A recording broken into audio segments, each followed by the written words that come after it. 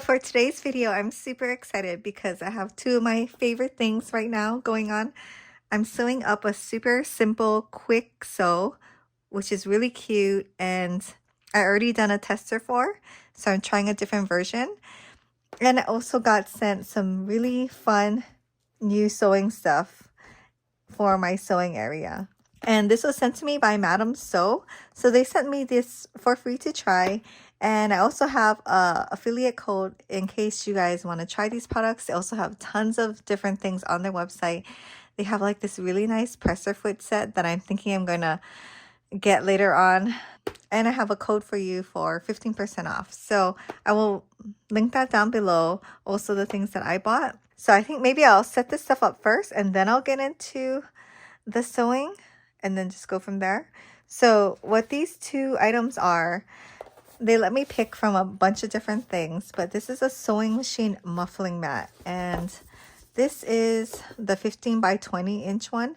There is a smaller one too, and this is so good because I'll show you my sewing machine area, and I just use those like Costco plastic tables. So when I'm like sewing a lot or fast on my sewing machine, the table is like jumping around, and I think this will really help. And then also sometimes I sew at night when I really want to finish a project, and it is loud, so I'm excited to try and test this out. I also got this sewing machine light strip, which is super cool. It's like an extra light for your sewing machine. I will show you my sewing machine, and it's so old that it barely has, like, there's like a tiny little yellowish light bulb, and so it's really hard to see at night. Okay, so embarrassing, but my sewing area is a mess. Once I start sewing something and like getting to projects, I kind of just like forget to put things back. So I'm gonna put this could also go underneath my serger too, but I think my sewing machine is louder. So it does have a handle. Oops. I'm just gonna lift it up, and this thing is really light. It's like a memory foam, not squishy like a yoga mat, but squishy-ish.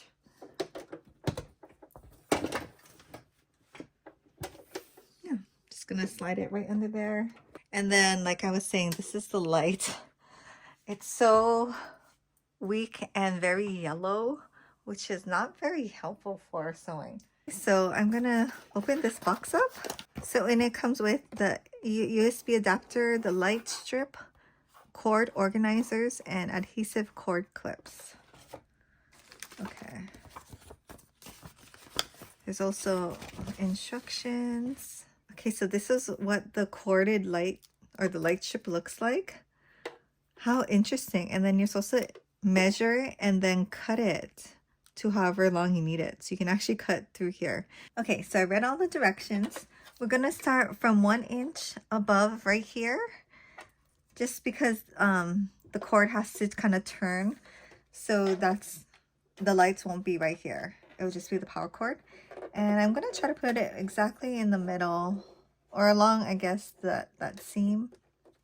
Okay, you can't see the seam, but there's like a seam right here on my sewing machine.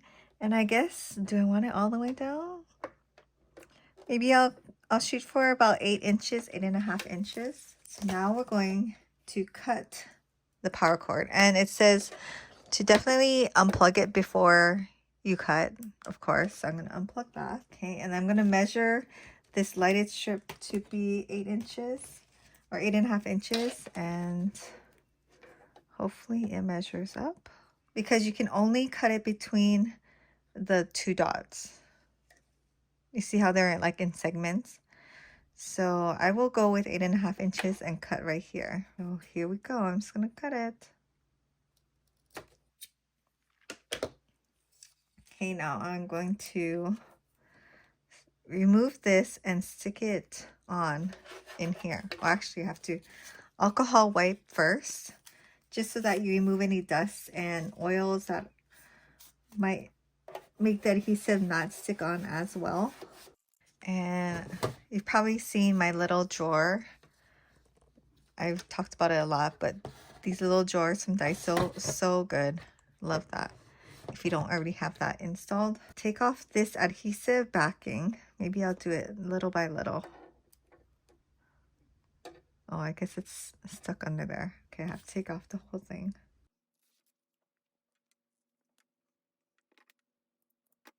Okay, so I'm gonna stick it on 1 inch from the bed. And actually this cord is gonna go to the back so I don't have to see it all the time. So first one, I'm just gonna kind of put it on there. I'm not gonna press it on super hard in case I need to change it up.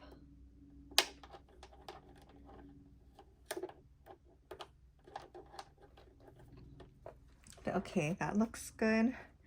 And then there's these clips that come with it. I mean, they really thought of everything. There's even the Velcro things to wrap the cord with. So you probably put one right there and then kind of make it go around the back of the sewing machine. And I think I'll stick it like this because I would like the button to be right next to the power button on the side. I think it's better if you put it onto the wire and then stick it on so it's somewhere comfortable for the wire. Okay. So I'm going to do that with the other ones in the back too. Stick it on the wire and then stick it on the machine. So coming around the other side or the right side of the machine, I put the 2 clips here and I think I want the buttons to be right here. So I'll take the backing off. I don't think I alcohol wiped this part of the machine, but this is okay. And I kind of want to center it right here. And then I'll probably use some of these Velcro strips to wind up the extra cord right here. And then maybe I'll have another one of those clips come down this way since I have an extra one. So it's not sticking up. I have a lot of extra cord right here. So let's plug it in. Okay, so let's try it out. So this is the regular light and so much better. Like you can actually see, and it says it's a special bluish purplish light so that you can actually see things better or details better. Definitely better than a yellow light. But yeah, with this kind of light, you can really see, like, not a great example, but you can actually see a lot better than like here. Like if I was just holding it here, you can see a lot better with this type of light. So I'm super excited. It was really easy to install. I can't believe we just cut it out. Like, and that's, yeah, that's amazing. So it does go brighter. I think that's the brightest. And you can also have it a little bit dimmer if it's too bright for you.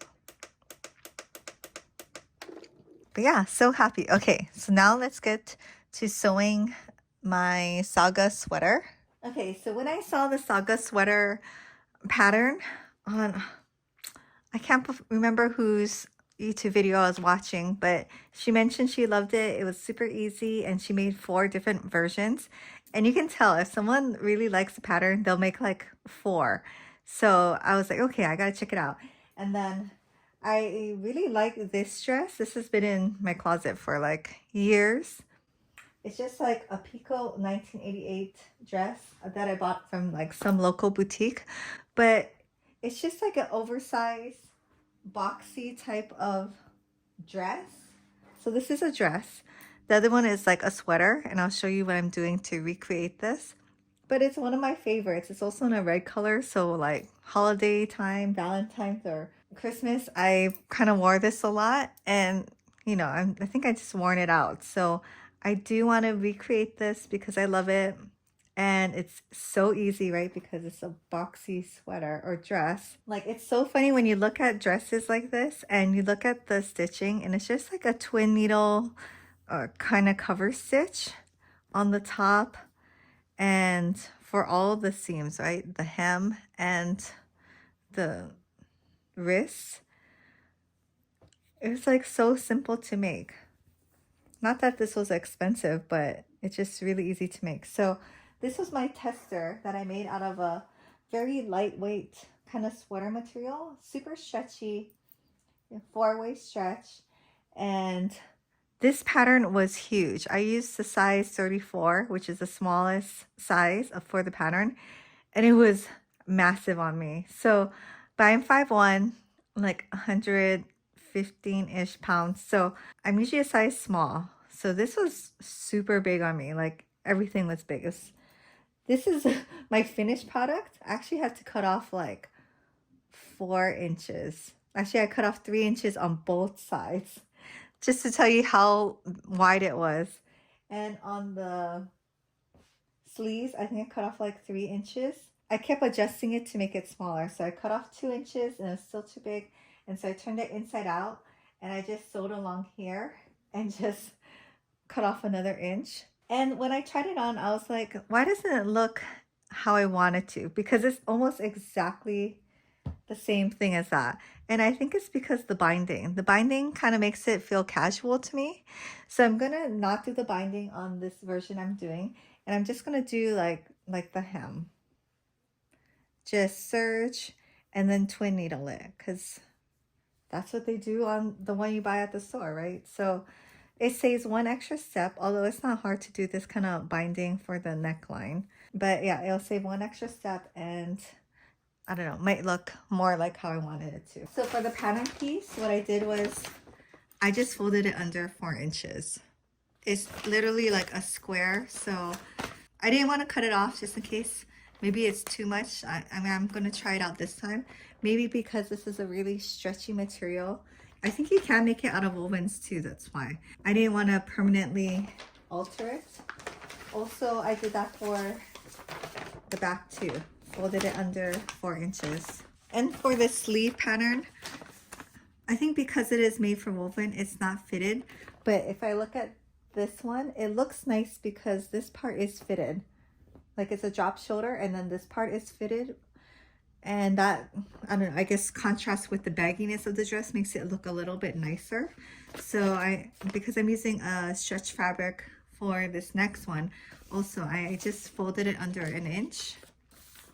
And folded this up like 3 inches, mostly because I'm short. I think it'll be fun. I'm gonna try it out. Hopefully it gets closer to the red dress. So for this version, I'm using this stretchy fabric. It is 4-way stretch. It's kind of like a rib fabric that I got from Walmart. Oh, I forgot to also mention, when I cut out my pattern, because I wanted it to be a dress, I added 4.5 inches to the bottom, which is, it was literally a square, so I just measured 4.5 inches and then cut it out. I'll insert a photo. I did take a picture of what I did. Without the binding, this is a really fast sew. So this is the back piece. We're just gonna sew the back piece to the front piece at this point. It's kind of hard to find the top just because it's a very slight curve. So with the right sides together, we're gonna pin it at the shoulders. I love it when fabrics have a distinct right side and back side. So I'm just gonna go ahead and pin it, and I'm gonna use my serger. I have gray thread in my serger right now. I'm gonna just serge right across. So just serging across the shoulders.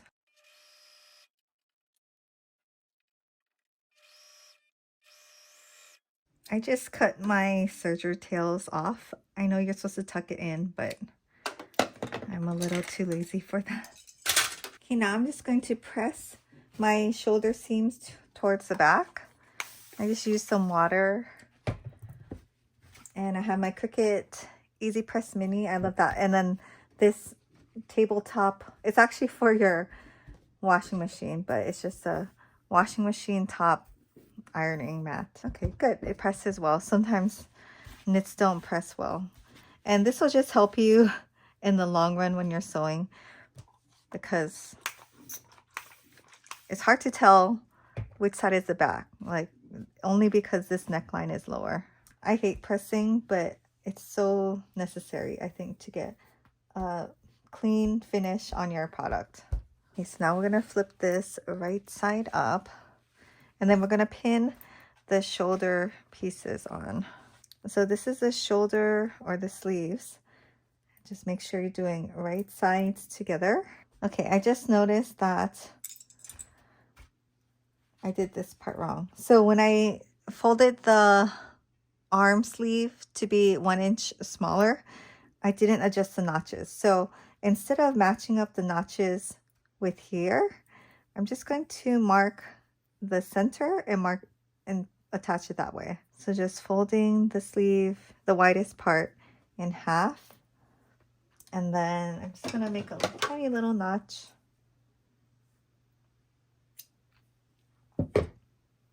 And then pin it again.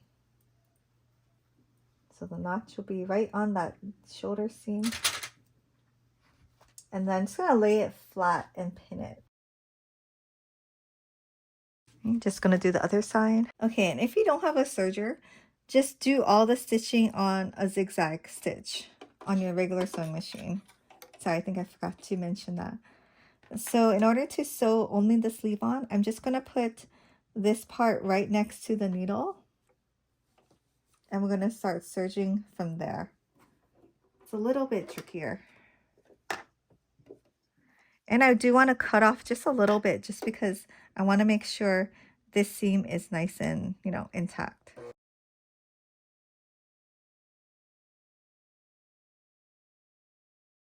Okay, so always make sure to check your seams before moving on to the next step. And then we're going to press it down towards the sleeve. Okay, and now we're just going to pretty much just sew the rest of the side seams. So put together your sleeves and your bodice right sides together and just sew or serge down. Okay, so both side seams are sewn all the way down. So now we go ahead and try it on. I did notice that my hem is crooked, like by this much, and on this side, I'm just gonna like trim it off after I try it on and, you know, make sure everything else is okay. So let's go ahead and do that. Okay, so I'm trying things on. I figure I might as well try on the original dress because it's kind of hard to see how it hangs flat on the bed since it's so oversized. But this is what it looks like, and I don't know, very flowy, very easy to wear. I'll put on the second one I made. Sorry, I just worked out right before this, so that's why I look like a mess. But okay, this one is a sweater size, I just realized. So it's a little too short to wear as a dress, but you can kind of see similar style. It's just a little bit baggier here than the red one. So now I'll put on the blue one. Oh, also, this is how it looks like with the neck binding. So I don't know. I don't know if you agree, but it does seem to me that it gives it a more casual feel, like more of a sweater than a dress. Okay, so this is the blue one with the unfinished raw edges right now. And I think it looks pretty like a good match for the red one. I like how it's fitted on the arm and it's a little long. So I think I'm gonna have to put it up like, I don't know, maybe I'll leave it long. I think the red one, it was long. So I'm just gonna hem it the usual, I guess, I don't know, a little over, maybe 3/4 of an inch. So a little bit more than 1/2 inch.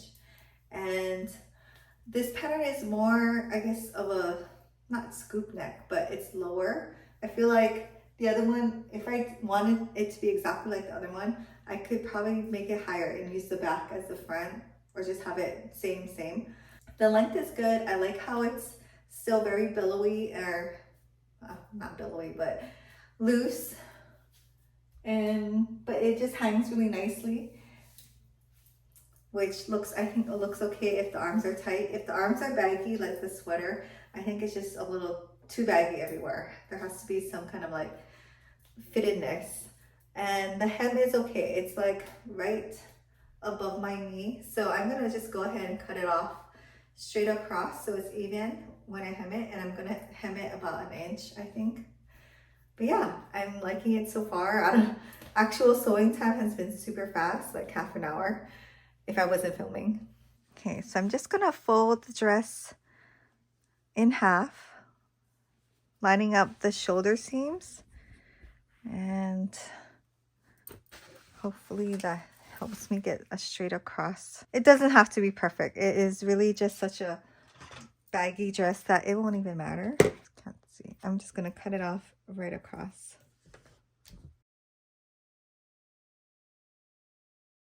Okay, and then since everything else looked good, I am going to serge with the right side up all around the hem, the wrist area, and the neckline, and then we'll come back and press it to be sewn with the twin needle. Okay, so all my edges are finished, and I'm gonna just turn down all the hems. So I have the front facing me. I'm gonna just iron all the hems down. So for the sleeve, it's gonna be about, what is this, like 5/8 almost. But I do want a narrower kind of hem for the sleeves. So yeah, it's about 3/8 of an inch, which is perfect. So I'm just gonna iron that. So for the twin needle portion, you do need like a matching thread. I'm also turning this seam towards the back, which I think it already, when I searched it, I did turn the seam towards the back. Yeah, twin needle on the regular sewing machine is like so awesome. If you have not tried it, just go ahead and buy yourself a twin needle. It's on Amazon, most sewing stores. Get one for knits though. There are specific ones for knits and woven fabrics, but it's like amazing. It adds such a professional touch to your projects. So I will do the same for the neckline, about 5/8. You can also use spray starch. I do have it. I just find water just works better. And if you sew on a small area like I do, I don't have room for like a not cutting board, an ironing board. This mat has been like a game changer. So, and I think I bought it on Amazon for like, I don't even know, but it was not that much. And it just makes my life so much easier. Like it makes it okay to have to press so often. If your knit fabric is kind of like finicky, after you press it, I would just clip it like that. And it kind of helps it stay so it doesn't just come undone, especially on kind of like this curved area. Okay, and so for the bottom hem, like I said, I was going to do it 1 inch. I think normally it just looks nicer when you have a thicker hem at the bottom, I realized. Someone said that and I was like, oh yeah, I think that's like a good rule. So yeah, I'm going to do 1 inch. Also, it tends to like, if you make it too narrow of a hem, it tends to want to like flip out. So having the thicker hem kind of keeps it flat, like when you're wearing it. This is a very loose dress, so I'm not super concerned about the hem. But if I was, I would use something like this. Or just a sewing gauge every so often. But like this, you can also buy on Amazon, or Madame Sew has all these kind of like fun little gadgets, stuff that you can just like iron right on. So it's good for when it's like a 5/8 kind of hem or very narrow hems. But for like big like baggy dresses like this, I kind of just eyeball it. Okay, so this is the twin needle, and I realized I want to use my walking foot for this. So I'll just show you how I do it. I was wondering why I was having a hard time sewing that gray one. Like it was kind of pinching. I'm like, oh yeah, I forgot to put the walking stitch or walking foot back on. Like 90% of the time I have the walking foot on just because it's good for pretty much all fabrics, but especially knit fabrics. I have an old Pfaff machine, and there was this other one that just wouldn't work with this. So I had to get the one where it goes on top of there. Anyway, super easy to put on.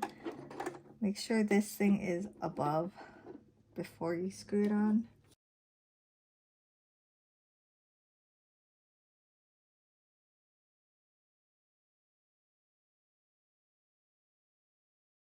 So in my bobbin right now, I have gray thread, and now I have 2 spools of blue. And say you have only one matching color thread, just make a bobbin and put it on the top. You don't need that much, usually. Like better than buying 2 of the same color of random colored thread, you know, that you might only use once or twice. So I just the thread in to the first needle, And then on the top, just make sure these are not like getting all tangled. I like to have it so that the string is coming off the bottom. Since this one is coming off like the far side, I want it to come out the closest side. Does that make sense? And I just go along the same path like the other one, except we're gonna go and put this one on the right needle, or thread it into the right needle. This is really one of the biggest game changer. Besides getting the serger, this twin needle makes all the difference for the finishings of your projects, especially, you know, like for knit ones, because it has stretch. Not as much stretch as a cover machine would do, but at least it's not a whole nother machine that you have to have. And I'm just gonna test this out on some random fabric. So I have my tension on 0. I have it for the regular stitch. Just never do zigzag stitch when you have the twin needle on. It will totally break it or something bad. Okay, so that looks good. Stretchy. The bottom side is gray. Maybe I should change that. I only left it gray because the serging is gray and that's the part it's going to be with. Yeah, it'll be fine because you'll see the gray underneath anyways. But yeah, twin needle. So when you're doing this twin needle stitch though, you always have to sew on the top part. And so you kind of just have to feel around. Where is the edge of the serger part? And kind of, you want the zigzag to be on there if possible, if you can, you know, control that.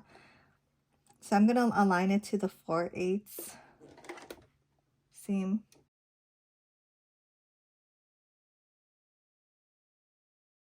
Okay, so yeah, it looks super good. This is what it looks like from the outside, and this is what it looks like from the inside.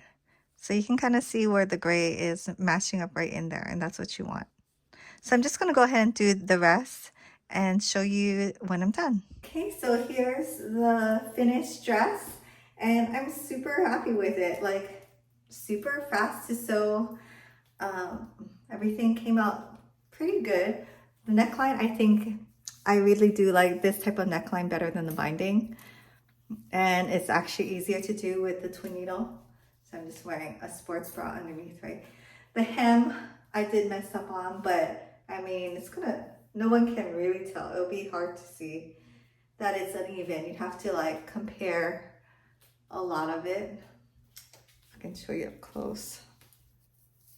Like that and like that. So just something to work on next time. But yeah, super happy with the dress. I love the color. The material is not see-through, even though it initially did look like it was. Yeah, it's very comfortable. I think flattering-ish.